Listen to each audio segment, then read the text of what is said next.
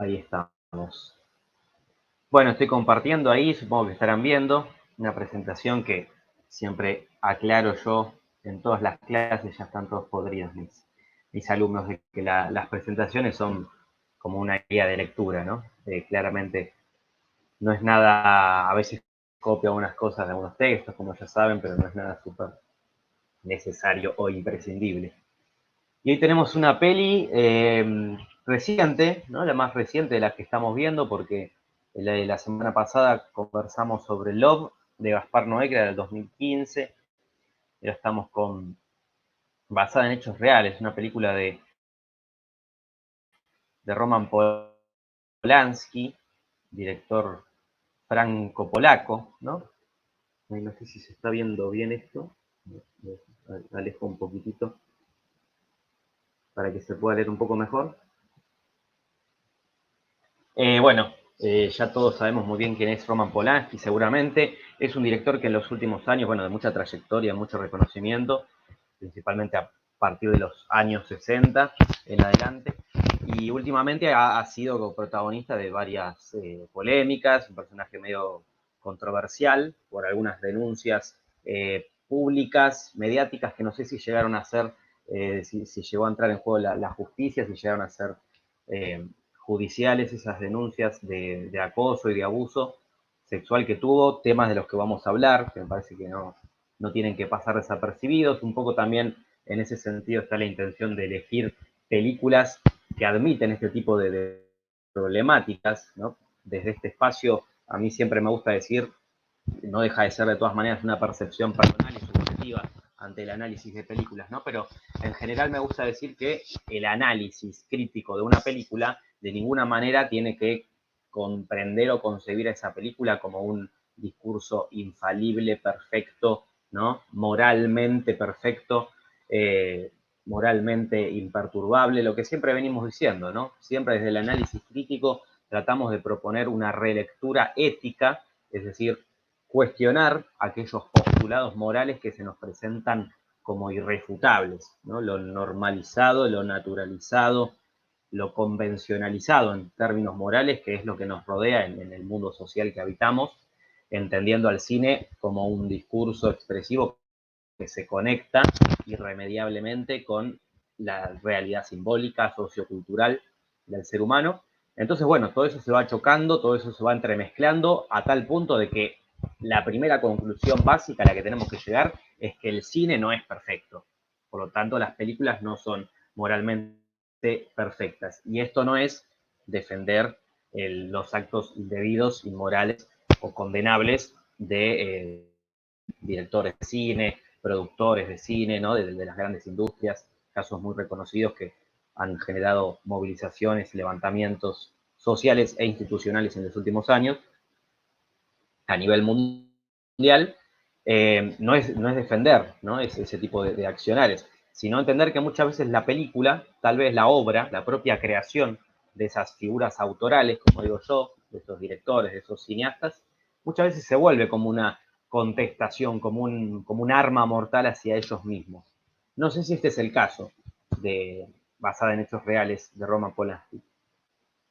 Pero sin dudas eso es algo que a mí me parece interesante para un análisis casi sociológico, en el que acá vamos a comentar algunas cuestiones, obviamente, no nos vamos a meter de lleno en este análisis que tal vez es para otro campo u otro momento.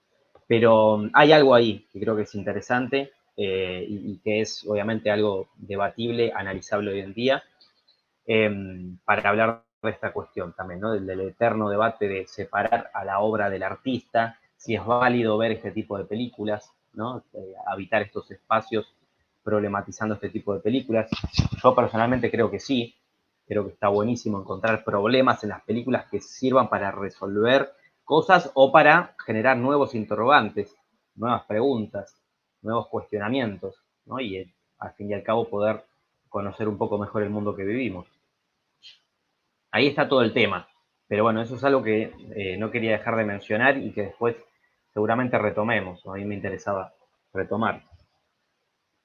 Pero bueno, volviendo un poco yendo un poquito para atrás, entonces empezando así a meternos en el mundo de esta peli, que elegimos para hoy, basada en hechos reales de 2017. Algunos temas, como veíamos la semana pasada, tocábamos la cuestión de los niveles de sentido de Borwell, que propone este teórico del cine, que yo creo que en términos de criterios metodológicos y estratégicos para analizar películas es muy interesante, porque él nos habla primero de identificar lo explícito, lo referencial, dice él, ¿no? Lo que está en la superficialidad del film, en la superficialidad de la trama. Entonces, bueno, después obviamente uno como espectador crítico, como espectadores críticos en un conjunto, miramos de manera más aguda, más despierta, más atenta, obviamente, pero están esos principales temas explícitos y referenciales que casi cualquier espectador puede reconocer. Bueno, justo el que está ahí al principio de la placa tal vez no sea tan explícito, tal vez hay que investigar un poquito más para entenderlo, pero esta idea del desdoblamiento está sin dudas en esta pareja, en estos dos personajes, en Delfín, que es un personaje que se encuentra con él, ¿no? Una presunta fanática de su obra literaria, que de repente a lo largo de la película nos vamos a empezar a dar cuenta que empieza a actuar como si fuera un desdoblamiento de ella misma, ¿no? Como si fuera parte de ella misma, inclusive como si fuera hasta un producto de su imaginación, una proyección introspectiva, parte de su misma persona, ¿no? Esta cuestión de la identidad fantasmática de un supuesto o aparente otro, una obsesión intrínseca que podemos identificar en casi cualquier otra película del director polaco, ¿no? De Roman Polanski. Es un tema que él suele trabajar mucho en sus películas. A mí se me venía a la cabeza inevitablemente una película que no sé si no es la anterior a esta, tal vez hay una en intermedio que se me está salteando, pero sin duda es la anterior que protagoniza también su esposa, Emmanuelle Seigner, que es la protagonista de esta. Una película del año 2011 que se llama La Venus de las Pieles, que no sé si la han visto, pero bueno, se las recomiendo porque está bastante buena, una película mucho más minimalista, situada en un contexto que es un teatro. ¿La vieron La Venus de las Pieles? Les pregunto, de paso. No, no, no, yo no. O sea, esto es lo primero que veo de Polanski. Sí, lo conocía, pero nunca me había dispuesto a verlo. Ahí va, bueno, genial.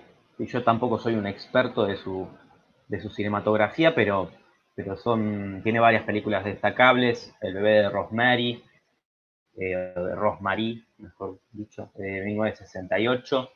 Eh, Repulsión, también hay de 1966, digo, algunas de sus películas más reconocidas, más célebres, de género un poco más terrorífico esas. El Inquilino, protagonizada por él mismo, un poco más posterior. Después tiene otra que, bueno, también un poco más reciente, que tal vez la más premiada de él, El pianista, ¿no? Protagonizada por Adrien Brody, que seguramente Ah, sí, la vi. suena. No recordaba que era de Polanski, sí. Y el bebé Rosemary igual. Sí, yo Ahí vi va, Repulsión y el bebé de Rosmarie y me gustaron. son buenas. Sí, es sin duda un director que, bueno, ha marcado un estilo a lo largo del tiempo y lo remarco eso porque también es un poco volver a decir esto que me gusta decir a mí, que venimos diciendo en los anteriores encuentros. Son directores que de alguna manera tienen su marca registrada, su registro, su modo de hacer, su modo de proceder estilístico, reconocible e identificable del resto, ¿no? Me detengo en eso porque tiene que ver con funciones y con palabras y con nociones fundamentales del análisis de cine. Digo, si les interesa profundizar un poco más en esto, está bueno entender qué significa la palabra estilo. Estilo significa un modo de hacer característico. Muchas veces se mezclan, ¿no?, la concepción o los alcances de lo que significa el estilo de la palabra género, por ejemplo, en el mundo del cine, ¿no? Pero si nos ponemos a indagar nos vamos a dar cuenta de que géneros y estilos no significan estrictamente lo mismo. Pero bueno, entonces volviendo a esto bueno, del modo de hacer característico de Polanski, sin dudas podemos hablar de ciertos rasgos de estilo, ciertos procedimientos, ciertos modos de proceder característicos e identificables, ¿no? Como de muchos otros directores y directoras. Pero entonces, En la Venus de las Pieles también está esta cuestión del desdoblamiento, ¿sí? Que vinculamos necesariamente con el psicoanálisis, más allá de que a Polanski le interese o no meterse en temas que tienen que ver con la psiquis humana. En sus películas están esos tópicos, son cosas características, eso no se puede negar. Este involucramiento sintomático, decimos, es decir, que hay una figura autoral que se mete en su película, una película que de alguna manera exorciza, exterioriza y plasma en imágenes y sonidos concretos una problemática interna de la figura autoral que crea y que gesta esa película. Esto está también en la mayoría de las películas de Polanski, muchas las protagoniza él, o unas pocas, ahí tal vez estoy equivocándome, pero bueno, El Inquilino, por ejemplo, donde hay una temática muy similar a esta, en términos de desdoblamiento, de focalización interna, como para conectarlo un poco con lo que veíamos la semana pasada, que hablábamos sobre la focalización, sobre tener una misma cantidad de información que los personajes principales, en términos de regulación de saberes. Todos esos tratamientos estilísticos se repiten, se reiteran bastante en las películas de Polanski, y esta no es la excepción, ¿no? Ese involucramiento del propio director en su película. Por más de que acá sean personajes femeninos, ¿no? Está de todas maneras esa idea del desdoblamiento que es típica de los personajes que suele delinear y diseñar Polanski. Es una película que también, al igual que muchas otras películas de Polanski, ahí sí que creo que la mayoría, es lo que llamamos o lo que conocemos como adaptaciones, ¿no? Adaptaciones o transposiciones, me gusta decir a mí, y después vamos a ahondar un poquito más en eso. Es decir, que se parte de una obra literaria. En el caso de Las Venus de las Pieles, que la nombraba hace unos minutos, es una obra teatral muy vieja, que luego también se escribe una novela a raíz de eso, y va como, de alguna manera, tomando porciones, extractos de todos esos textos previos, Polanski, para después hacerlos confluir y converger en una película. En este caso, basada en hechos reales, se parte de una novela actual bastante más, podríamos decir que es una adaptación bastante más fiel, ¿no? Y fidedigna a la novela. No hay tanta transformación. No leí la novela, pero sí investigué y bueno, esa información un poco se conoce.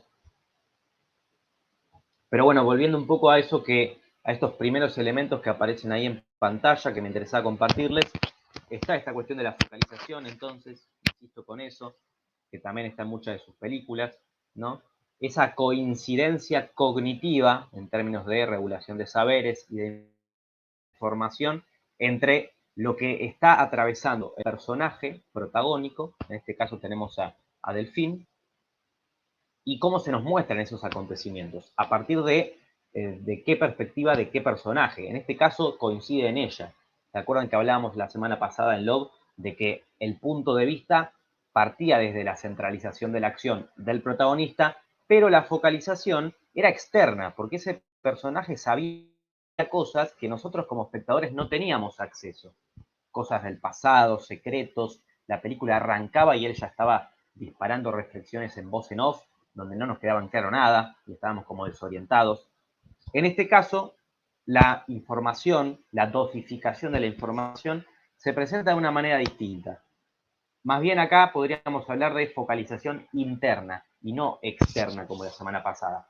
Obviamente, nunca podemos decir así que funciona de manera rigurosa y exhaustiva y estanca de una manera u otra, ¿no? Todo el tiempo son como concepciones flexibles y relativas. Estamos hablando de cine, estamos hablando de otro análisis textual como en el análisis literario, donde las cuestiones son mucho más fáciles de precisar. En el cine todo es un poquito más complejo y se habla de focalización predominante, no total, no completa, no absoluta, ¿no? Pero de algún modo, lo que sí podemos identificar basada en hechos reales, a diferencia, por ejemplo, de Love, que es muy distinta igual en términos estructurales, es que no hay ventaja cognitiva, ¿no?, en la protagonista. Ella no sabe más que nosotros en términos de lo que se nos presenta en el relato, en la estructura. Dudamos, nos confundimos y nos desorientamos y vamos avanzando y percibimos esa realidad y esa relación que ella empieza a tener con el personaje interpretado por Eva Green, por él, de la misma manera que ella. ¿no? Al mismo nivel, manejando un mismo nivel en términos de jerarquías de información. Y eso es interesante porque se genera un efecto que también la hace atractiva, como Love. No estamos diciendo que Love sea menos atractiva, menos interesante, pero sin dudas, en este caso, hay un poco más de, tal vez de intriga, van a decir algunos autores, que la focalización interna genera más intriga y que la externa genera más suspenso, que no son exactamente lo mismo, pero bueno, no nos vamos a meter demasiado ahí en eso de los efectos dramáticos, pero sí reconocer esto, ¿no?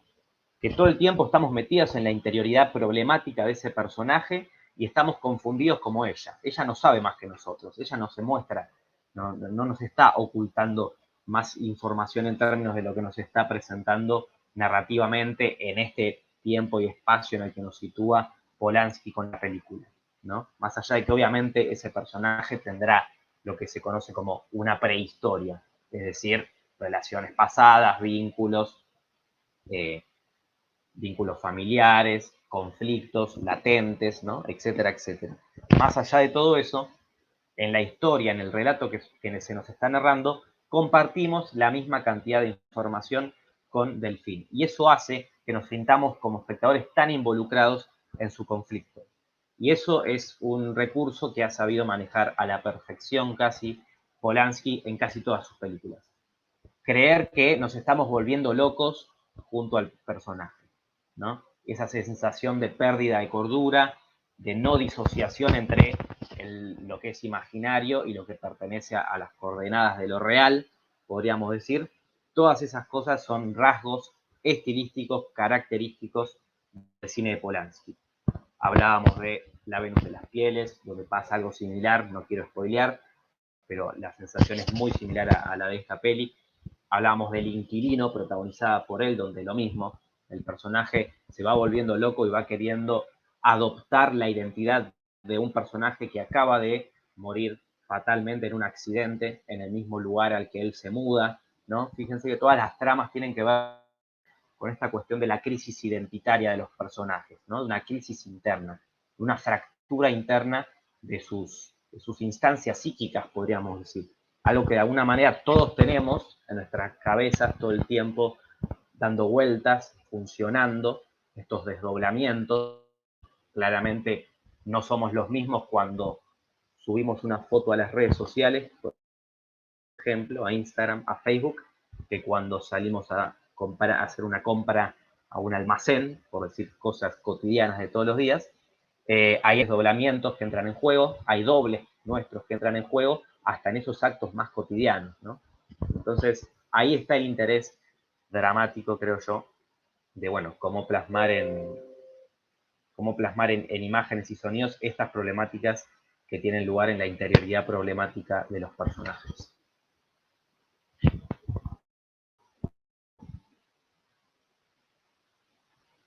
A ver, vamos a pasar acá.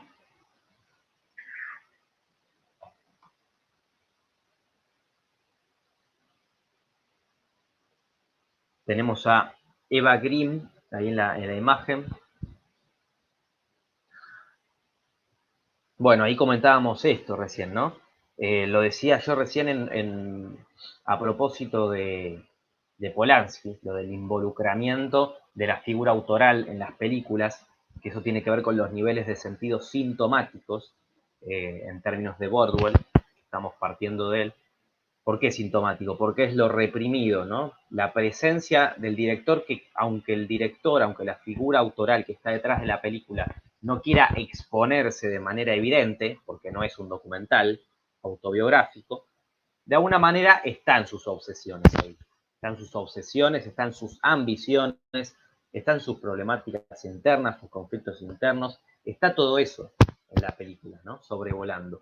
Yo creo que se puede afirmar esto de Polanski y sin dudas se puede afirmar de la escritora, de la autora de la novela, porque se llama igual que la protagonista, en principio, ¿no? Entonces ahí ya hay, además del hecho de basada en hechos reales y toda la trama de la película en sí misma que habla de eso, ¿no? Del dilema, de la disyuntiva y el debate interno que tienen los escritores de escribir sobre sus propias vidas, sobre sus propias vivencias. Además está el tema de, bueno, el nombre de los personajes, por ejemplo. La autora se llama Delphine Delgan y bueno, creo que no me acuerdo el nombre, el apellido del personaje de Delphine en la película, pero bueno, sin duda comparten el nombre de pila. ¿Se acuerdan usted el nombre completo que la vieron seguramente hace más poquito la peli? No me sale ahora. Ay, no me acuerdo. Es algo con D, creo. Pero sí es verdad, se llama igual. Algo con El D, ¿no? mismo nombre. Sí, algo con D, pero no me puedo acordar cómo. Day Grande, me sale, sí, no me va a salir ahora. Pero bueno, esto del involucramiento sintomático e implícito está sin dudas, ¿no? Se llama igual que la autora del libro. Bueno, acá noté algunas cuestiones, ¿no? De los principales temas, tópicos, en términos explícitos que identificamos. Bueno, juegos de seducción, de celos, ¿no? Las envidias, esas toxicidades, podríamos decir, que se empiezan a advertir. Y sin duda ya empezamos a identificar algunas referencias, ¿no? Yo he anotado acá. Por ejemplo, para seguir nombrando películas, ya no de Polanski, pero que sin dudas hay entre cruzamientos, diálogos y alusiones, o incluso homenajes, ¿por qué no? A Misery, por ejemplo, ¿no? Que también parte de una novela de Stephen King y fue una película muy famosa del año 1990 de Rob Reiner, no sé si la han visto, con Kathy Bates, sobre un escritor muy famoso que es secuestrado por una fanática enloquecida, ¿no? Desquiciada. Hay un momento en esta película, un punto de quiebre en el acto final, podríamos decir, cuando están solas en la casa del campo, donde sin dudas es una referencia implícita e indirecta a Misery, a esta película. ¿La vieron, Misery? Toca. Misery. Una película muy famosa. Reiner, de Rod Reiner. Mírenla porque, bueno, si les gustó esta, mírenla, si les gusta esta cuestión de la tensión casi de thriller psicológico que a veces se plantea en el mundo de las personalidades célebres, reconocidas, que parecen súper poderosas e intocables y de repente tienen estos momentos de fragilidad y debilidad cuando, bueno, corren el riesgo de se enfrentan a esos riesgos de ser personas públicas, ¿no? Y expuestas públicamente. Y se las ve de repente desnudas moralmente, digo, en su intimidad, cuando alguien entra justamente con intenciones violentas a invadir esa intimidad. Son interesantes esos temas y las películas y el cine se ha encargado mucho de tocar esos tópicos complicados. Misery está bueno. Y hay mucho de eso en esta peli. Bueno, la manipulación, la dominación, ¿no? El terror psicológico, que ahí ya estaríamos hablando más de géneros y no tanto de estilos, ¿no? Porque el terror psicológico se vuelve de alguna manera un grupo de pertenencia de ciertas películas y acá hay algo de eso. No sé si tanto terror, sino más bien thriller. El rol preponderante e influyente del escritor en la sociedad, bueno, esto que decía, ¿no? Y un tema que me parecía muy, muy importante, que lo puse ahí en la placa, esto que se ve al final, ¿no? De ese remordimiento, esa culpa moral, estamos todo el tiempo hablando de las cuestiones éticas y morales en un marco social, y esta cuestión de ese supuesto aprendizaje, esa supuesta semblanza, mensaje, moraleja, ¿no? Que a veces se piensa que las figuras autorales, que los escritores, que las personas que tienen cierta responsabilidad y compromiso por ser públicamente expuestas, tienen que concederla y dejar a la sociedad, ¿no? Como una especie de, no me sale la palabra, de legado, podríamos decir, de legado moral, ¿no? ¿Cuál es el legado moral que debe dejar un escritor en sus novelas, en sus escritos, en sus obras? Yo creo que eso, hablando del cine, obviamente ahí ya después podríamos trazar distinciones del cine con otras artes, con otras disciplinas estéticas. El cine no tiene por qué dejar un mensaje moral, ¿no? No tiene que dejar el cine como pieza expresiva, no tiene que operar como un paradigma moral que enseña que nos dice qué es lo que tenemos que hacer, cómo debemos comportarnos en la sociedad, ¿no? Yo creo realmente que las mejores obras, y tal vez el cine ahí con principal énfasis a diferencia del resto, son las que plantean precisamente, como decía al principio de la clase, ¿no? Un replanteamiento ético de ciertos códigos morales que se nos presentan como imperturbables, como inamovibles. Sin embargo, es muy común en el mundo que habitamos, y más aún hoy en día, donde hay tantas personalidades públicas por las redes y tenemos aparente acceso a la intimidad y a la vida privada de tantas celebridades, es muy común que en el marco de estos códigos morales y convenciones morales que nos rigen, muchos autores célebres se convenzan a sí mismos de que cargan con esa responsabilidad del ejemplo moral, ¿no? Eso es algo que también trabaja, creo yo, esta peli de manera bastante contundente, ¿no? Hay culpa, hay remordimiento moral en el personaje de Delfín. Hay miedo a estar dejando un mal mensaje hacia la sociedad. Y por eso se genera este quiebre interno, este supuesto quiebre interno en ella, y aparece el personaje de él para evidenciar un conflicto que es interno, ¿no? Que luego puede ser externo, puede estar condicionado por las circunstancias y contingencias de la vida social, que le meten presión, su pareja, ¿no? La relación un tanto distante y fría que está atravesando con su pareja, con François, pero sin dudas el conflicto es primeramente interno y se genera por estos miedos, ¿no?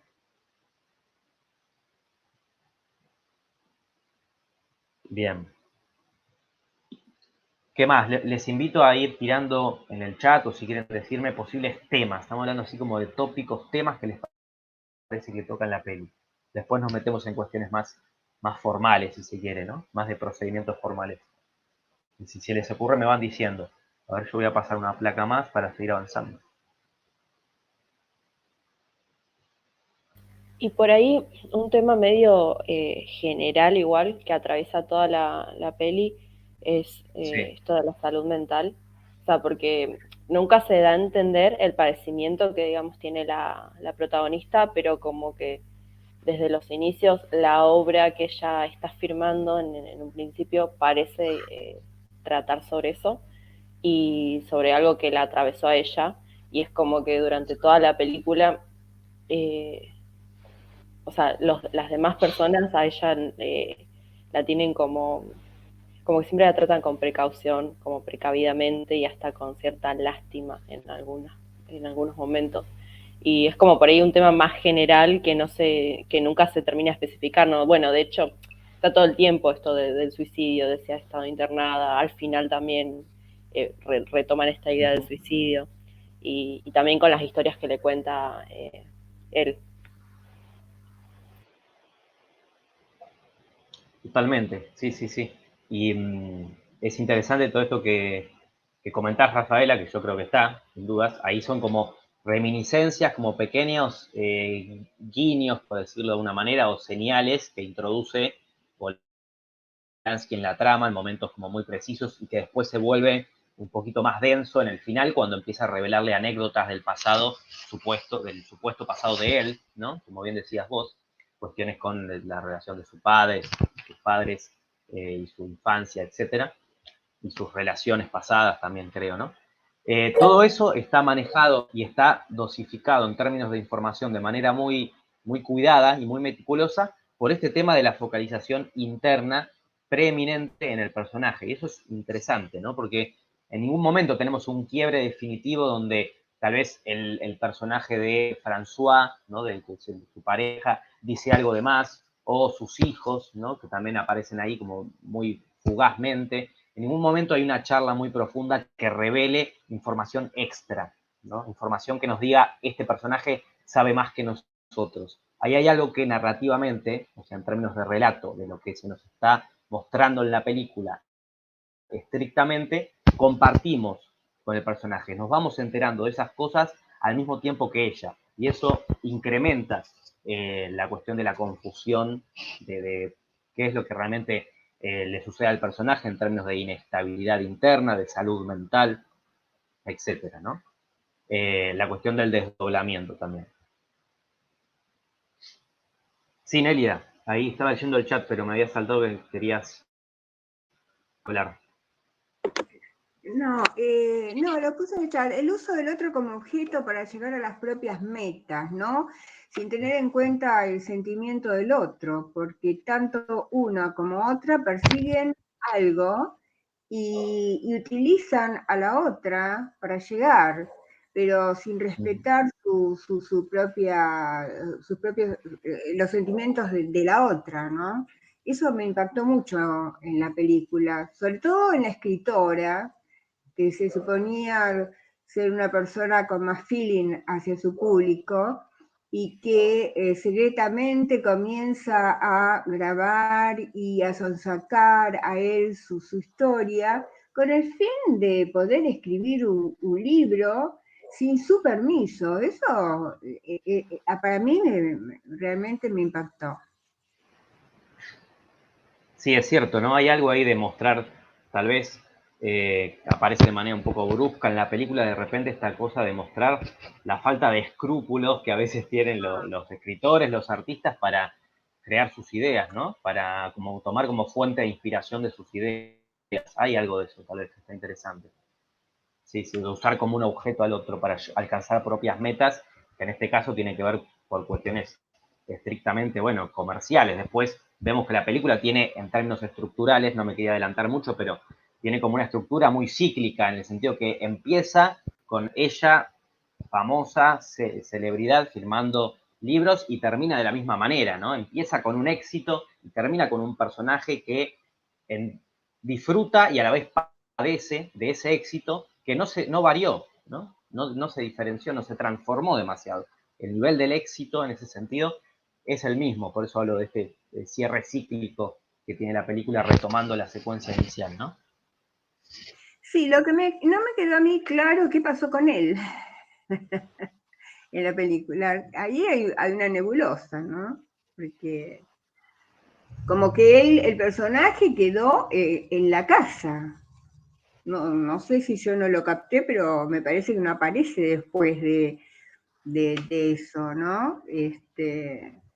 Casi como que nos hacen pensar que en realidad el personaje está dentro de ella, Exacto, porque sí, sí. no tiene una vida externa propia. Y de hecho, cuando la directora la encuentra en la estación de servicio, la directora de esa escuela que ella mandó a él a dar la conferencia, le dice que nunca fue a dar la conferencia. Eso también me dio una sensación de que él en realidad no existía.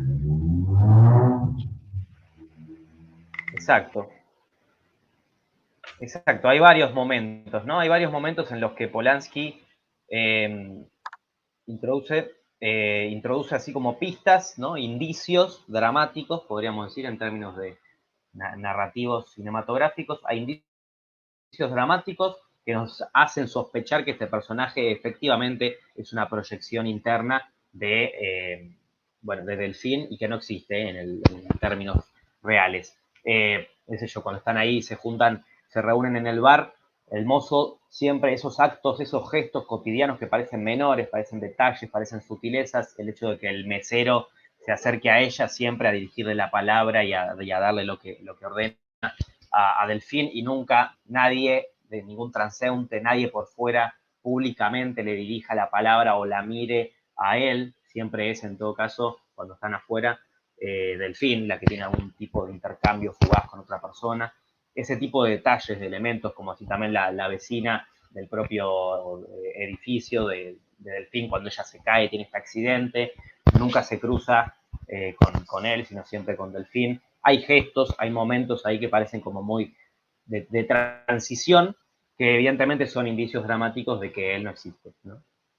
Y de que es una proyección interna, por eso insistimos tanto en esta cuestión del desdoblamiento. Bueno, ahí aparece justo en la placa esta otra concepción, también extraída del psicoanálisis un poco, ¿no? Que estéticamente se trabaja mucho en este tipo de películas, que plantean conflictos psicológicos internos. La cuestión del extrañamiento de lo cotidiano. En el marco de lo real, de las coordenadas de lo real, algunas se empiezan a presentar algunas tensiones, algunos aspectos que hacen poner en tela de juicio la realidad en sí misma, ¿no? Pequeños quiebres que generan esta repetición de momentos turbulentos, de la exteriorización, de sacar hacia afuera problemáticas internas. Bueno, en ese sentido, siguiendo esa lógica, él sería una proyección interna, algo que se exterioriza, que es parte del conflicto interno de Delfín, ¿no? Y también la culpa que ella siente porque su último libro de gran éxito había sido sobre su madre. Y todas estas cartas que llegan acusándola de haberla usado justamente, lo que hablábamos antes de usar al otro como objeto para el éxito, en las cartas la acusan a ella de haber usado a su madre, de haber vendido a su madre. Y a partir de ese libro ella entra en un estado de no poder escribir, realmente, como que eso la marcó la culpa, ¿no? Entonces, al poder escribir sobre él, piensa que es un camino como para poder volver a escribir, según ella, sobre un personaje real, pero en realidad él lo que todo el tiempo le está pidiendo es que escriba sobre sí misma, que escriba el libro oculto, de lo que ella oculta, ¿no? Entonces, eso también es interesante, me parece. Sí, y es más, con respecto a esto que dice Nelida, Delfín vuelve a encontrar ganas de escribir cuando otra vez tiene sobre quién escribir. Pero esta vez es como que esta otra persona sobre quién escribir, bueno, es al mismo tiempo ella en cierto sentido. Entonces como que a la larga ella escribe sobre sus propias proyecciones, porque lo de su madre también no es escribir sobre la madre, sino también, bueno, parte de su historia. Totalmente, totalmente. Sí, sí. Y por eso decíamos esto también, retomando bueno, lo que nombraron ustedes recién, ¿no? La cuestión de la culpa, del remordimiento que ella siente, también en términos morales, ¿no? En términos de este miedo constante de todo autor, todo escritor, todo artista que expone, que exterioriza, que exorciza, por decirlo de alguna manera, sus demonios internos. Esos demonios internos son fragmentos de recuerdos, personas, afectos que formaron parte de su vida, como la madre, por ejemplo, traumas existenciales, ¿no? Etcétera, etcétera, y que de alguna manera no son entendidos o no son moralmente o éticamente entendidos del todo por su público, o no logra cubrir con esas expectativas que uno tiene a priori como artista, como autor, como escritor, cuando publica una obra tan personal, tan intimista, ¿no? Por decirlo de alguna manera. Ese miedo, esa culpa está constantemente en el personaje de Delfín, y bueno, por eso se genera este estallido. Que ese estallido, ¿cuál es? Que aparezca una proyección, un desdoblamiento de ella misma en forma de doble moral, podríamos decir, y ahora leo un poco esta parte, encarnado en el personaje de él, ¿no? Este personaje fantasmático, medio espectral. Totalmente. Bueno, en relación a lo que decían, ¿no? Bien, ¿qué más? Bueno, tenía anotado algunas cosas más de los temas, pero tampoco las fuimos comentando. El síndrome de la página en blanco, ¿no? De los escritores famosos, también otro tema que es fuente de inspiración y de historias para miles y miles de películas. Hay cierta cuestión, también podríamos decir, ¿por qué no? Cierto replanteamiento y deconstrucción desde Polanski, podríamos decir, en términos del amor, de los vínculos sexoafectivos homosexuales, esas tensiones latentes en la película están bastante claras también, en términos de juegos de seducción por momentos. La cuestión de estos juegos de sometimiento, de dominación y bueno, de subyugación, ¿no? De alguien que somete al otro, alguien que usa al otro, como bien decía también Nelia, y bueno, vos también, Rafaela, recién, que un poco también es trazar un reenvío a ciertas experiencias traumáticas de un pasado que puede llegar a ser personal propio del realizador. Hay ciertos temas que lo tocan de lleno a la sensibilidad de Polanski, por ejemplo, porque él, como judío, vivió un tiempo en campos de concentración, no, en el gueto de Cracovia, y sus padres creo que fueron llevados al campo de concentración y después eliminados y asesinados en tiempos de nazismo. Entonces, toda esa cuestión de la reclusión, también del sometimiento, de la opresión del débil, de mostrarse como hay el débil, frágil, perturbable, en sus películas siempre están esos temas, y tienen que ver sin dudas con esas situaciones traumáticas que él padeció en su infancia, ¿no?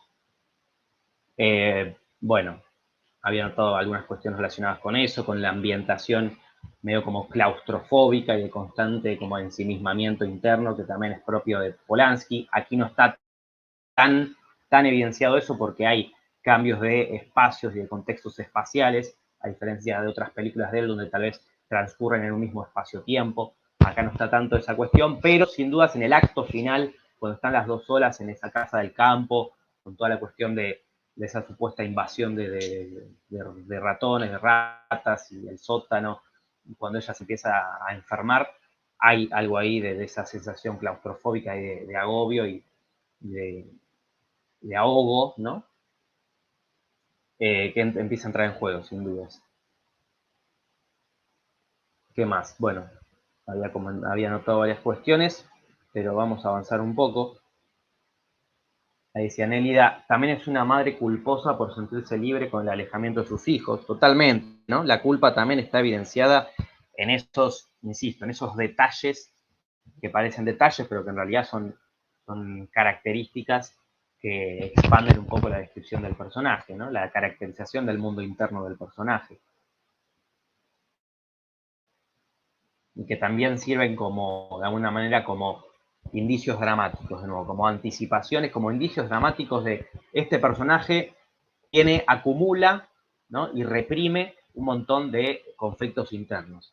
Y eso de alguna manera justifica y fundamenta la aparición de este tipo de desdoblamientos, como podemos evidenciar en este doble moral que de repente empieza a sojuzgar todos sus actos, a decirle qué tiene que hacer, sobre qué tiene que escribir, qué cambio tiene que hacer con respecto a su vida profesional, artística, en términos de proyectos a futuro, que lo hemos encarnado en él, ¿no? Bueno, como dice ahí la placa, él es un poco el resultado de toda esta acumulación de pesares que tiene el personaje de Delfín, ¿no? Bueno, esta cuestión del doble moral sin duda es interesante. Además, bueno, la cuestión que tiene que ver con ciertas descripciones que se hacen del personaje, ¿no? Cuando se presenta el personaje de él, interpretado por Eva Green, se presenta como lo que se conoce como ghostwriter, ¿no? Los escritores fantasmas. Una escritora que redacta y elabora autobiografías de celebridades, ¿no? De personas famosas, que después acaban firmando el volumen como si hubieran sido ellos los autores de esas autobiografías. Pero en realidad los escribe otra persona.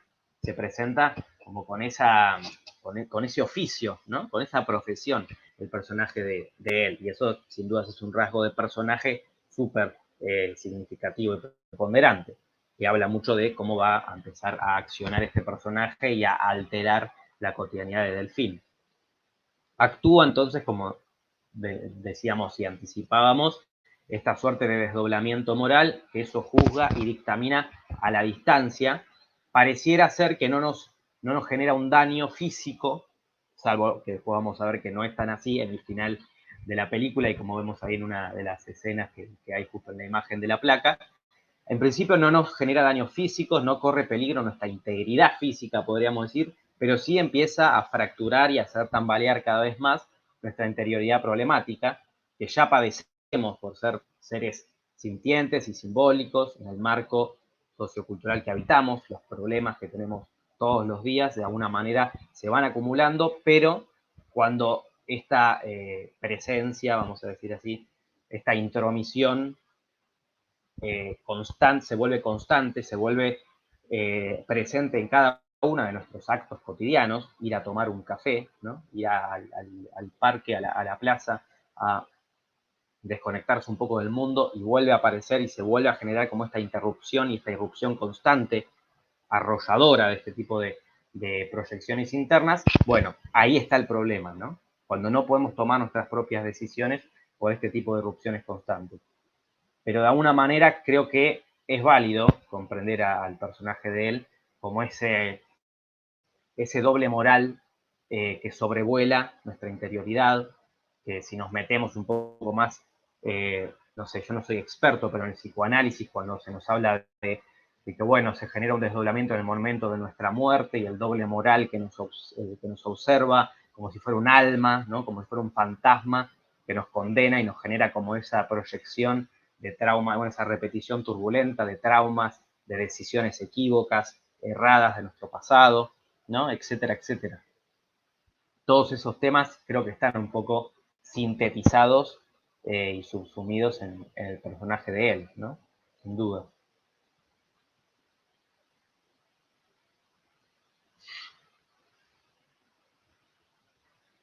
Tenemos entonces, bueno, y acá me interesaba traer como una pequeña cita de algo que comenta Zizek en los textos que les habíamos compartido,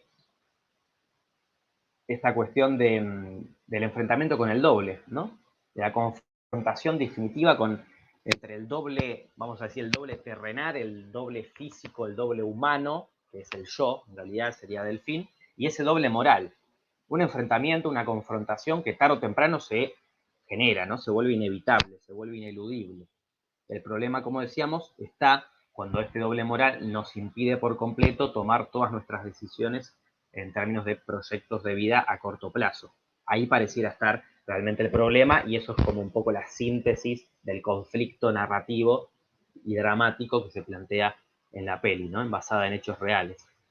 El problema estaría también cuando no podemos encontrar esos momentos, bueno, claramente esto también lo padece Delfín, no poder encontrar esas madrigueras afectivas, ¿no? Esos sitios, esos lugares de afecto, de pausa, que los vemos traducidos en personas, en afectos que nos hacen bien, ¿no? Hábitos, actividades productivas, creativas, costumbres saludables, etcétera. Claramente su pareja no está pudiendo suplir ni cubrir ese rol, ¿no? Cumplir ese rol, digo, de madriguera afectiva, de descanso afectivo. Entonces, bueno, se presenta de manera inexorable este enfrentamiento con el doble, ¿no? Que genera, evidentemente, una catástrofe interna en términos psíquicos. Y ahí aparece entonces un poco esta idea que ya comentaba Nélida en principio y que después también conversábamos, de ver al otro como un objeto, ¿no? Y fíjense que Zizek dice esto, el doble es directamente el objeto que el sujeto se rehúsa a ser. Yo lo pensaba en el hecho de vernos en objetos, en fotografías que tal vez remiten a un recuerdo fecundo y feliz, pero que en realidad se vuelve perturbador cuando nos acordamos de ciertos traumas o ciertas experiencias traumáticas de algún momento de nuestra niñez, de nuestra infancia. Bueno, la propia idea de la presencia de lo siniestro en el psicoanálisis, ¿no? Y en Freud. Pero también pensaba, por ejemplo, en cuando nos miramos a un espejo, ¿no? En cómo ese espejo se vuelve una reflexión distorsionada de nosotros mismos. Es decir, lo que estamos viendo cuando nos miramos en un reflejo o en una fotografía de un momento de nuestras vidas no es más que un efecto propio generado por un artificio, por una cámara que generó un registro en una superficie sensible fotográfica, ¿no? Una superficie artificial. Entonces, eso que está ahí enmarcado en ese soporte artificioso es nuestro yo. Evidentemente somos nosotros, pero al mismo tiempo no, porque al mismo tiempo se está generando claramente un desdoblamiento, vamos a decir, artificial, ficticio de nosotros mismos, ¿no? Esa tensión es lo interesante, esa contradicción de lo que aparentemente se nos presenta como cotidiano, como consabido, como familiar, y que al mismo tiempo se introduce este conflicto, esta lejanía, este desconocimiento, este extrañamiento. Es interesante pensarlo en términos hasta nodales y originarios de cómo construir y cómo narrar en el arte o en el cine, ¿no? Cualquier cosa que vemos proyectada en pantalla, en una película, en un discurso narrativo, pero en un documental también, ¿por qué no? Ya perdió su condición originaria, su función originaria, ¿no? La que vemos en pantalla no es Emmanuelle Signier, la actriz, es el personaje, es Delfín, claramente. Digo, algo tan obvio como eso, muchas veces está interesante detenernos a pensar en esas lógicas de funcionamiento intrínseco del arte cinematográfico, por ejemplo. Tienen que ver con el extrañamiento de lo cotidiano, con extrañar, con alterar la función originaria por la que fue creado determinado objeto o por la que fue, bueno, concebido y cumple sus funciones y hace actividades a diario determinada persona, determinado, como digo, ¿no? Elemento propio de la realidad que nos rodea. En el momento en que es alterada su función originaria, ya se vuelve extrañamiento de lo cotidiano. En ese sentido está bueno, digo, para también que sirva como invitación para meternos a investigar sobre qué significa esto de extrañar lo cotidiano. Es un eje muy trabajado a lo largo de la historia del cine y también, obviamente, proviene del psicoanálisis. Pero bueno, volviendo a lo del doble, está esta tensión, ¿no? Está esta crisis. Está, tal como dice Zizek, el doble como ese objeto que el sujeto se rechaza a ser, se rehúsa a ser. Somos ese doble, pero al mismo tiempo no queremos ser ese doble. Entonces lo atacamos, ¿no? Lo rechazamos. Elaboramos un plan de acción para castigar y para condenar y para sentenciar a la destrucción de ese doble, sin darnos cuenta de que ese doble al que vamos a estar causándole daño y perjudicándolo es una proyección de nosotros mismos. Y eso es, sin duda, lo que le pasa a Delfín, ¿no? Cuando empieza a usar a ese doble, por ejemplo, para crear su propia narrativa, cuando en realidad, como bien decían ustedes hace unos momentos, termina escribiendo sobre ella misma, pensando que estaba escribiendo sobre otra persona en principio ajena a su mundo interno y a sus vivencias. Entonces, bueno, fíjense qué interesante esto, que es propio, yo diría, de casi toda la historia del cine. También lo vengo comentando en los anteriores encuentros, ¿no? Es como la obsesión de todo cineasta, de toda cineasta, querer expresar en imágenes y sonidos concretos algo que ocurre en la interioridad problemática de ellos mismos, o de los personajes, de las personas que poblan el mundo, ¿no? Qué interesante que es cuando una película sirve para encontrar esa síntesis y esa mezcla de sensaciones con este tipo de tratamientos, ¿no? Y la cuestión del desdoblamiento está sin dudas percibible en la película.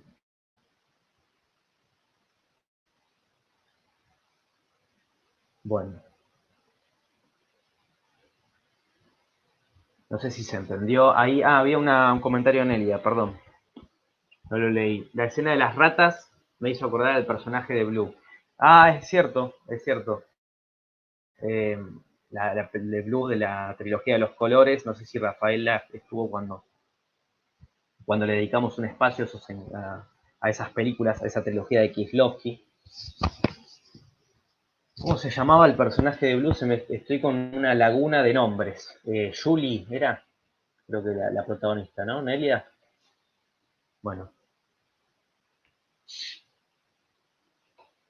Claramente acá desde el espacio de Amor Cinema apuntamos mucho a esas películas, ¿no? Todas películas que plantean conflictos internos de personajes. Lo que yo digo acá no significa que sea absoluto y común de todas las películas. Pero bueno, en general, casi siempre, en todas las películas, Julia, ahí está, se puede percibir que en realidad todo lo que parece ser un conflicto externo es en principio un conflicto interno del personaje.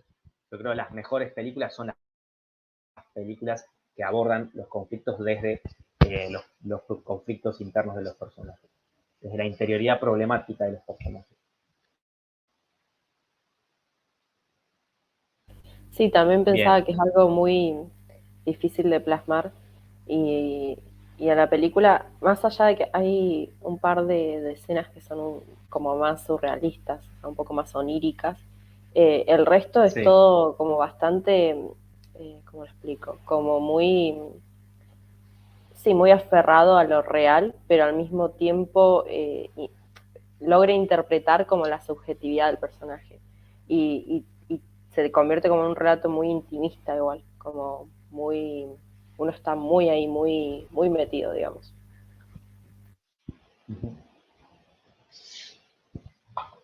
Sí, sí, sí, sin dudas hay cierto realismo ahí. Podemos hablar de realismo porque justamente reforzar ese realismo, es decir, mostrar situaciones cotidianas que serían propias también de nosotros, el hecho de que no se reúne todo el tiempo con él en su casa, ¿no? Él solo en su casa, si bien hay muchas escenas que transcurren en esa intimidad. Van a un café, van a un bar también, las vemos caminando por la calle, las vemos también en el momento en que se conocen, en el marco de esa firma de libros, y luego hay una fiesta. Hay como cierta construcción ahí de un realismo cotidiano, ¿no? Es esta cotidianeidad de este personaje que nos hace sentir que, bueno, que es un personaje que evidentemente vive, no está aislado del mundo, tiene sus relaciones, tiene sus vínculos, nos vamos a ir metiendo cada vez más en sus problemas internas, en sus problemáticas internas, pero evidentemente es un personaje que, entre comillas, es como nosotros. Entonces, ahí está reforzado, creo yo, ese realismo, y luego eso genera que sea mucho más interesante y mucho más tensionante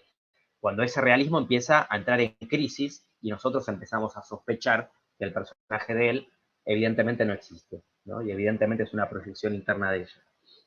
No vamos a hablar de fantasía, ¿no? Sí vamos a hablar, en todo caso, de esta sensación estética, porque se vuelve una sensación estética, muy trabajada en muchas películas, muy reconocible en muchas películas, del extrañamiento de lo cotidiano, ¿no? Que podemos encontrar en la concepción de lo siniestro y de lo ominoso en términos de Freud, ¿no? De psicoanálisis. Dice Nelia, es común que las personas en crisis se accidenten. Está ese momento del accidente ahí también como un punto de quiebre, ¿no? Que obviamente también tiene sus lógicas de causa y consecuencia, lógico-causales, causa-efecto, para que después ella quede, bueno, casi inválida y tenga que recibir más ayuda, aún más ayuda de él, y estar más sola y más recluida y más aislada. Pero es de una manera paulatina y progresivo ese aislamiento del personaje, ¿no? Podríamos decir. Pensando en esto que decía muy bien, creo, Rafaela, de que hay cierto realismo, ¿no? Está todo bajado a cierto realismo del personaje. Bien. Bueno, leo una parte final que tenía anotado algo acá como para reforzar y enfatizar algunas ideas más de esto del desdoblamiento y lo que plantea Cisse, que del enfrentamiento, de la confrontación con nuestro doble, que es una proyección y como un repliegue de nosotros mismos, podríamos decir, ¿no?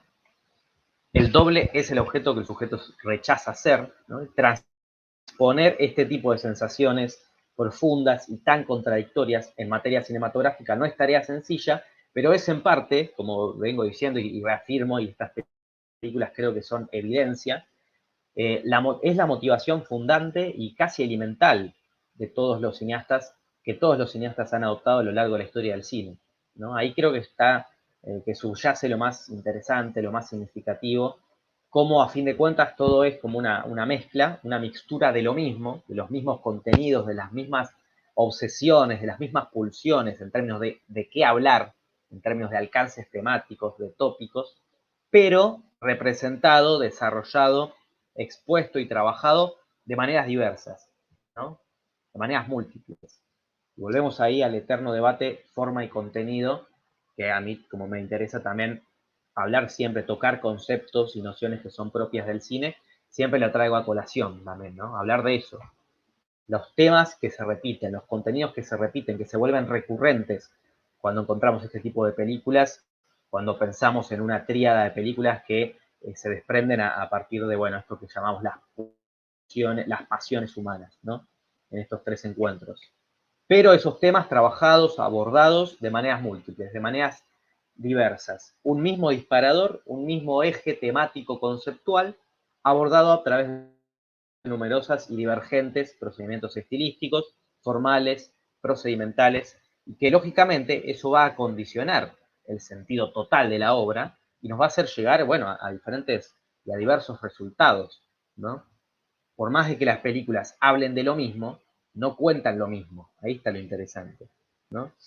Evidentemente no cuentan lo mismo, por más de que partan de los mismos temas, de los mismos contenidos, de exponer los mismos contenidos. Va a variar de acuerdo a cómo atraviese esa experiencia estética, primero lo que quiera exponer formalmente, estéticamente, la figura autoral, es decir, el cineasta, y luego cómo repercute en el público. La forma hace al contenido, ¿no? E insistimos con esa dualidad. problemática, pero que se presta siempre para el análisis cuando nos encontramos con estas películas.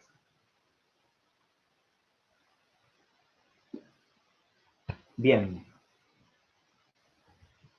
A ver qué más tenía por acá anotado para seguir debatiendo.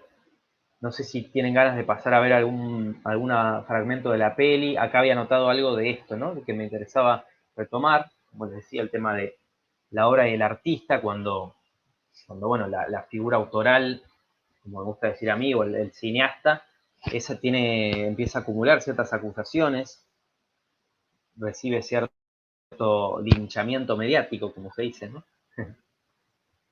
En el final, Sí.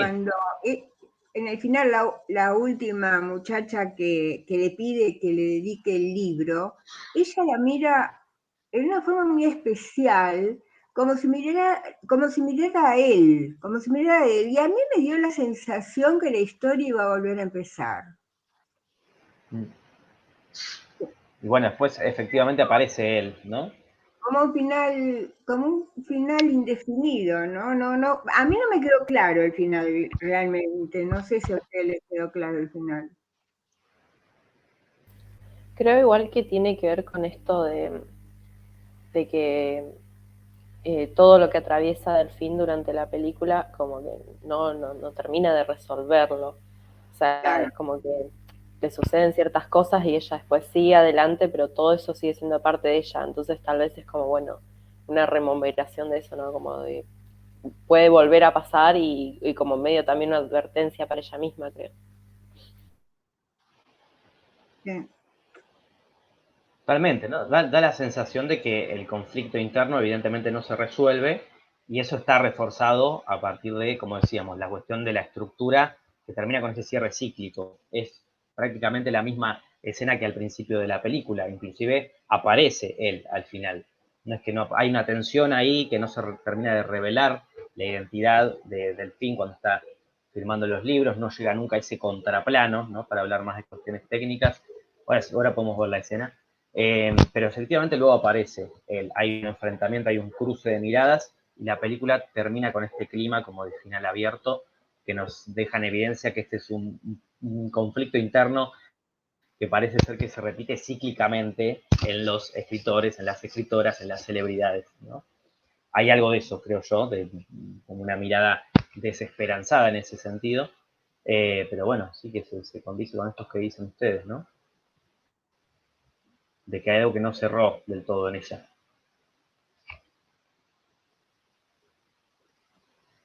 Sí, sí, estoy de acuerdo con lo que comentan. Bien. Bueno, vemos algunos momentos, ¿les parece? De la peli. Noté varios momentos, tal vez así como desencadenantes.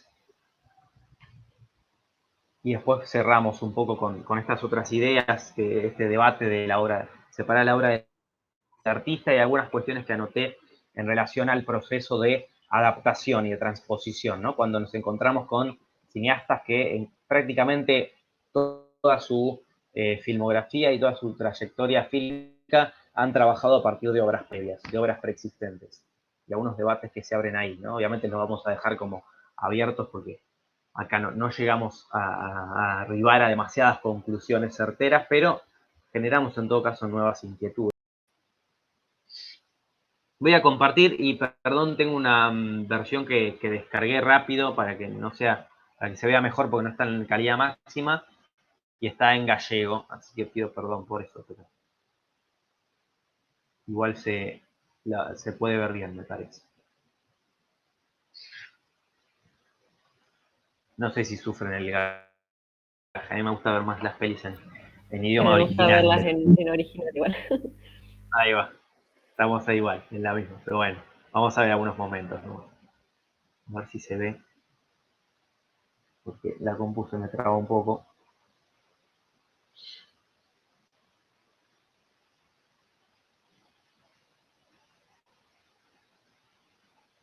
Aguárdenme porque creo que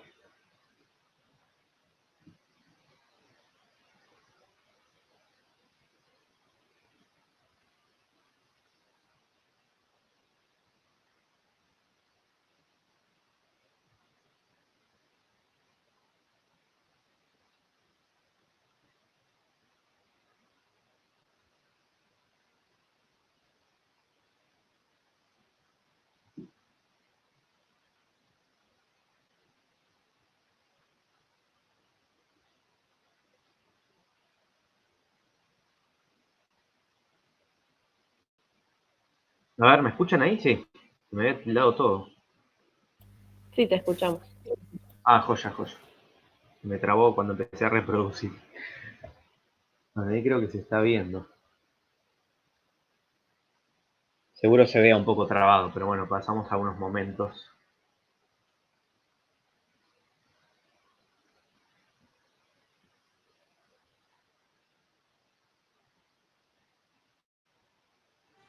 Por ejemplo, a ver, minuto 19, más o menos. Vamos ahí, vuelvo a compartir unas cosas acá de la placa, de las placas.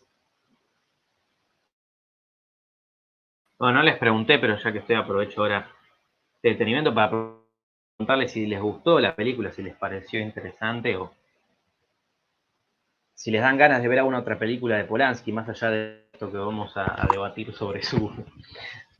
Sí, a mí me gustó mucho porque siempre me interesa la psicología de los personajes, ¿no? Que es para mí es lo más interesante, porque nos hace auto también mirarnos, ¿no? En los personajes. Eh, y es una historia clara, en el sentido de que uno la puede tomar como una historia narrada desde lo exterior o también la puede tomar como una doble personalidad o una proyección. Eso también creo que tiene que ver con lo que uno aporta a la película, ¿no? De la propia interioridad, de la propia historia. Creo que cada espectador ve una película diferente. Y eso es lo interesante y lo enriquecedor. Sí, sí, sí, estoy de acuerdo con lo que decís, Neria.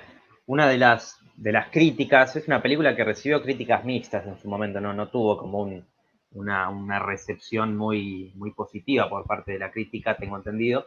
Y una de las cuestiones que le marcaban era justamente esto, que hubiera estado bueno, algo que es muy característico de las películas de Polanski, insisto, esto de sembrar la duda y de dejar esa incógnita más abierta, esa posibilidad de relecturas y de multiplicidad de interpretaciones por parte del espectador. ¿Qué quiero decir? Los indicios dramáticos que un poco estuvimos viendo, repasando algunos recién, de que evidentemente él no es tan real, no es un otro disímil, sino que es más bien una proyección, un desdoblamiento moral de la propia Delfín, son demasiado explícitas, demasiado obvias en algunos momentos.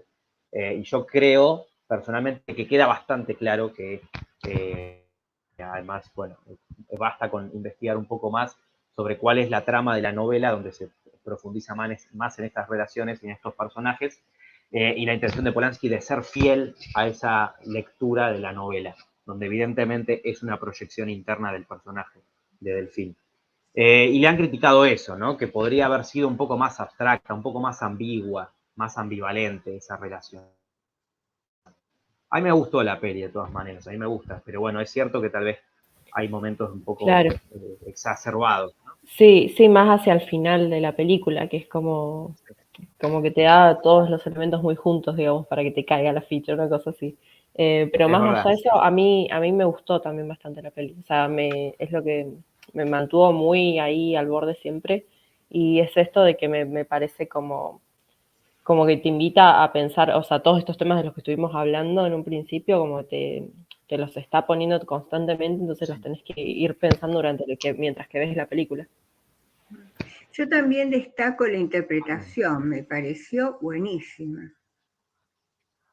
La interpretación de los Sí, sí, es personajes. verdad. Sobre todo la interpretación de él. La interpretación de él Sí, realmente, Eva Green. sí, me Sí, impactó sí, sí. mucho, me gustó. Un dato de color gracioso, porque bueno, en sus últimas películas aparece mucho Emmanuelle Signier, que es la esposa de Roman Polanski, la protagonista de esta película, ¿no? Que hace del film. Y en la película anterior, La Venus de las Pieles, y en otras también donde ella actúa, ella casi siempre hace del personaje antagónico, ¿no? De la villana, por ponerlo en términos clásicos, aunque nunca es tan esquemático. Y acá no, acá está en el personaje que es protagonista y víctima, ¿no? No es el victimario. Eso es interesante en principio como quiebre, inclusive hay algunas declaraciones públicas que ha hecho Emanuel donde habla de que por primera vez se animó a encarnar a un personaje que es víctima de un conflicto, de un pesar interno, cuando muchas veces ella vendría a ser como el doble moral, ¿no? Lo más lógico en términos de trayectoria como actriz para ella hubiera sido encarnar al personaje que aquí hace Eva Green, de él. Pero bueno, más allá de eso, leía también una nota, una de las críticas, que remarcaban el tema de que parece que para esta película, o también por cuestiones de la actriz, se hizo varios retoques estéticos, intervenciones seguramente estéticas de cirugía, Manuel, y tiene menos expresividad que en películas previas. Y marcaban eso como algo negativo. Yo creo que igual está bastante bien acá, Manuel. Pero nada, eso me parecía gracioso cuando lo leía, porque sin dudas a mí me gustó mucho más cómo está Emmanuel Seunier en, por ejemplo, La Venus de las Pieles, que aprovecho para volver a recomendársela, que es una gran actriz ella también, ¿no? Pero bueno, es verdad que está con la cara un poco más dura ahora.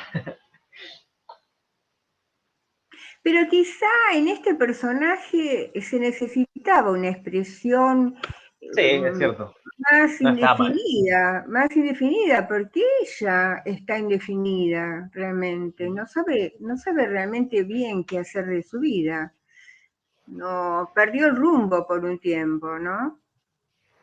Totalmente. Sí, sí, sí, sí. No, Creo que, lo decía creo como que, un dato de color, ¿no? claro, creo que por eso lo busca en su proyección. También está toda la historia de él con esta cosa de sugerir que ella inició el incendio en su casa, mató a su padre, que la madre se suicidó, etcétera, etcétera. Que a mí también me quedó la duda si realmente es su propia historia de la infancia, ¿no? Y de ahí también la gran culpa que ella siente y También. su otro yo la insta a escribir el libro con la verdad. Es que ese es el punto ahí, el conflicto interno crucial, que está un poco ahí sugerido, que no está tan profundizado, porque la película después se encarga más de marcar las tensiones y los estallidos que se generan entre ellas, pero sin dudas hay algo de eso, ¿no? De ella, esa entidad, esa proyección que es él, insistiendo con que Delfín plasme en sus libros no ficciones obsoletas, sino vivencias traumáticas existenciales de su propia infancia, ¿no? De su propia vida. Aparte, perdón, aparte la amiga imaginaria de él, Kiki, Y Kiki. que aparentemente él piensa que pudo haber iniciado el incendio, a mí me hizo pensar cuando ella ve los libros de la infancia y hay una parte que abre una puerta y hay un esqueleto, y inmediatamente aparece él en el marco de la puerta. También Eh, esa aparición entrando ahí. fantasmagórica.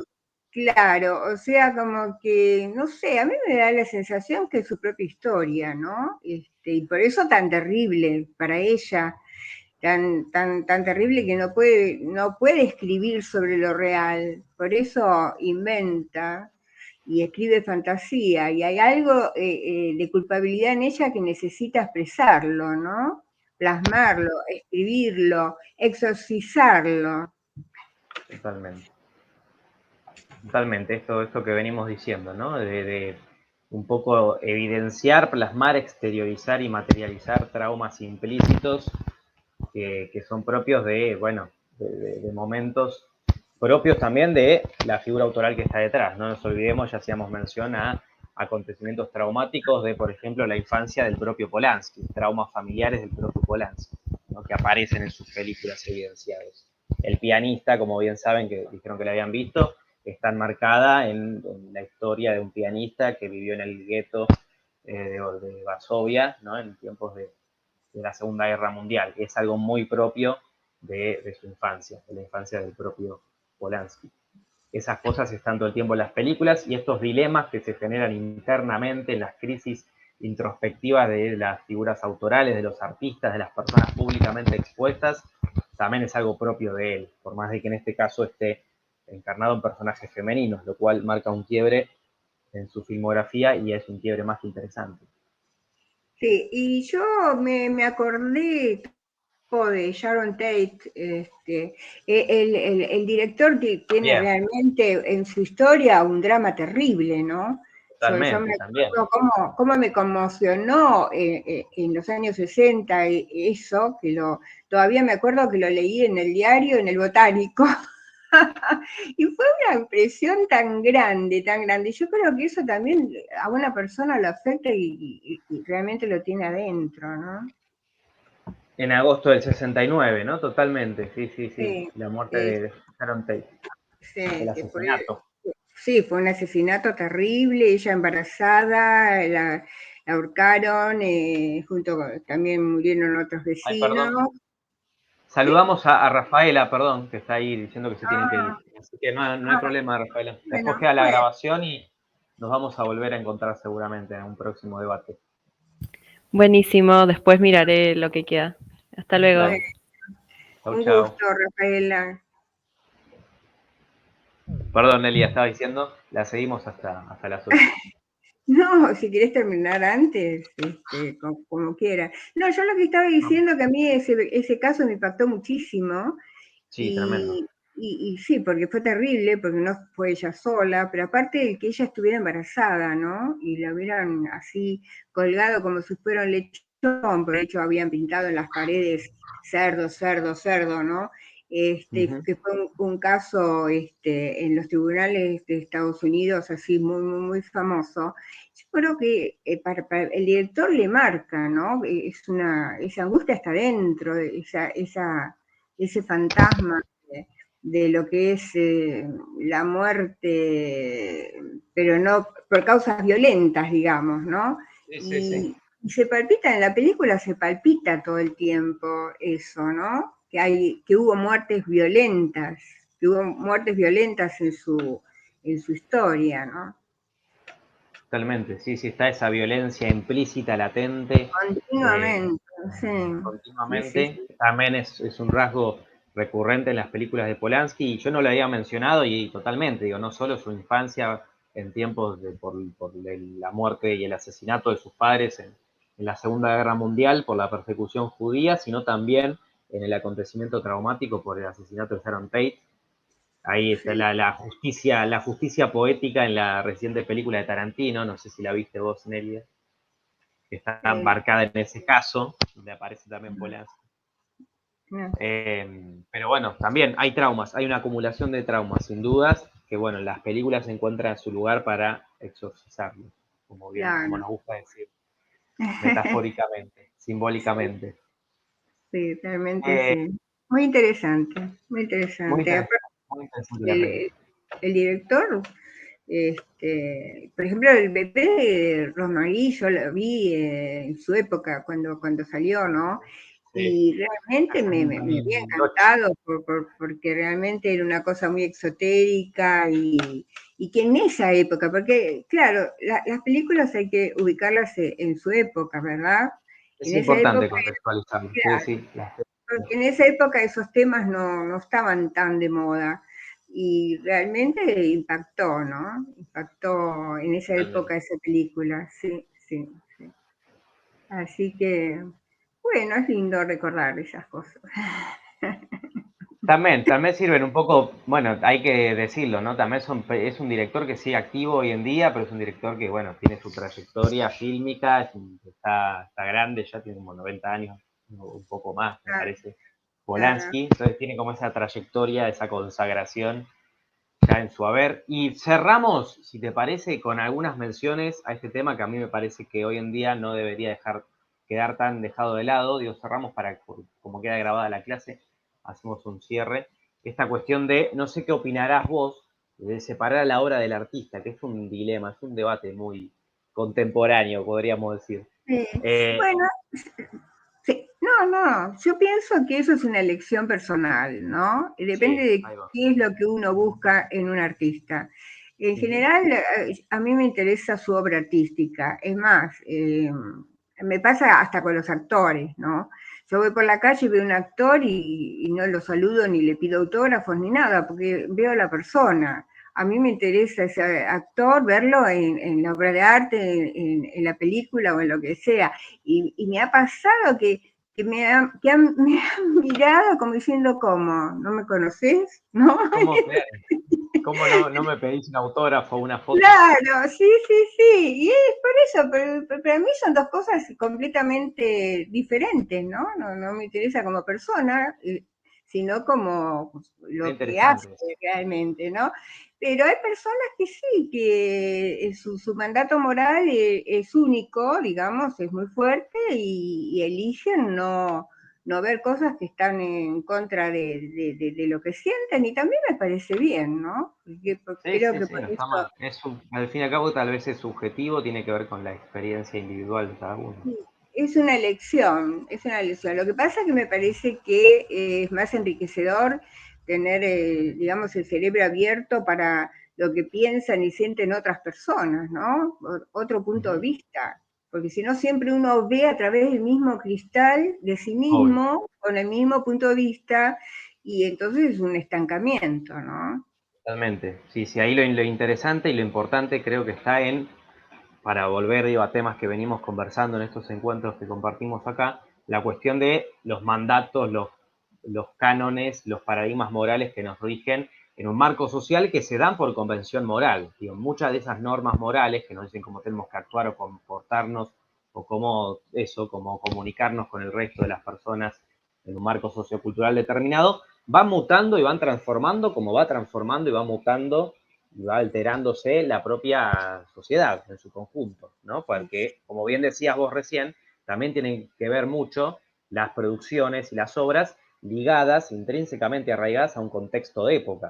Claramente la lógica o el mandato moral en los años 60 no era el mismo que ahora, como tampoco lo eran los años 40 en tiempos de nazismo, ¿no? Por ejemplo, donde veíamos en los encuentros de Pasolini, por ejemplo, analizábamos Saló, ¿no? Y decíamos que ese nazismo, ese fascismo explícito, era un poco la pauta moral, era la ley moral, no era un acto inmoral, por más de que se nos mostrara con esa desgarradora explicitud en Saló y esa violencia Sí, yo, representada de esa manera.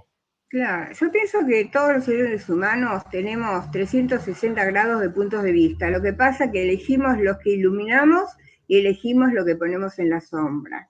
Entonces, Sí, cuando uno rechaza realmente un punto de vista, en realidad está rechazando lo que le molesta en su sombra, en su propia sombra, ¿no? Y eso es interesante tomar conciencia de eso. Es decir, yo elijo este punto de vista, pero dentro de mí están todos los otros puntos de vista del ser humano, porque realmente el ser humano está interrelacionado, ¿no es cierto? Hasta por nuestros genes estamos. sí, sí, sí, eh, sí. hay una transmisión cultural y Está social de nuestros biológicamente. ancestros y así que poder reconocer eso es una liberación. Es decir, uno toma conciencia de que que puede elegir y no repetir los mandatos heredados, ¿no? Totalmente, puede tomar decisiones, eso es importante. Claro. Y entender que yo concuerdo y coincido con vos en esto de que al fin y al cabo, en definitiva, la obra muchas veces se termina independizando, se termina como autonomizando de alguna manera y permite esta apertura a las relecturas, habilita la múltiple interpretación y también permite eso concebir al cine de pronto y a la obra artística que se desprende de una mirada personal, restrictiva y subjetiva de una figura autoral, en este caso Polanski. Cuando esa película sale a la luz, se vuelve masiva, ¿no? Se vuelve masiva en términos de lo que decís vos, la apertura y la habilitación a múltiples lecturas e interpretaciones por parte del público, porque la intención en términos de circuito cultural, industrial, es precisamente que llegue a múltiples puntos de vista, a una masividad en términos espectatoriales, podríamos decir. Y eso que sirva para también entender a la película como algo más que entretenimiento, que tal vez es otra de las ideas que nos interesa impulsar desde estos espacios. El cine no es solo pasatiempo de ocio, no es solo pasar un buen rato, no es solo entretenerme con esta historia, sino también entenderlo para que llegar a nuevas ideas, plantear nuevas preguntas, ¿no? No llegar tal vez a respuestas certeras, ¿no? A certezas, sino generar nuevas inquietudes, nuevas problemáticas. Eso es interesante en términos de construcción de conocimiento. Por eso a mí me gusta entender al cine como un objeto de estudio en ese sentido, como construcción de conocimiento. Me plantea preguntas, me deja inquietudes, me gusta encontrarle un problema casi epistemológico en términos de construcción de conocimiento a las películas y dejarme dudando y tal vez dejarme con estos debates en la cabeza, con estas preguntas como la que quedó acá en esta placa final, ¿no? De separar la obra del artista, ¿está bien, está mal? ¿Es una discusión válida o es absurda hoy en día? Está bueno porque permite el debate, obvio. Sí. Además es muy interesante volver a ver una película o leer un libro después de muchos años, porque también. los significados que uno le encuentra a través de la experiencia transcurrida es mucho más enriquecedor, ¿no? Es casi ver dos películas diferentes.